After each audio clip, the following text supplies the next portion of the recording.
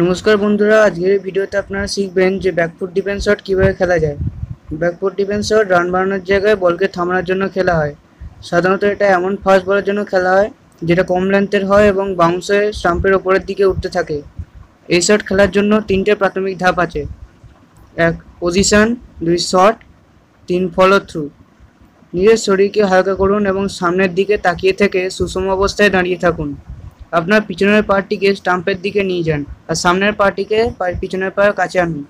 আপনার সামনের কর্নি উপরে উঠান আর ব্যাটের মুখটিকে মাটির দিকে আনভাবে রাখুন যাতে বলটি ঠিক আপনার সামনেই ড্রপ খায়। ফলো থ্রুয়ের জায়গায় নিজের স্থিতি বজায় রাখুন আর সহজভাবে বলটিকে মাটির দিকে হিট করুন। ব্যাকফুট ডিফেন্সিভ শট খেলায় ভালো হওয়ার জন্য অভ্যেস করতে থাকুন। নিজের খেলার ভরপুর আনন্দ উপভোগ করুন।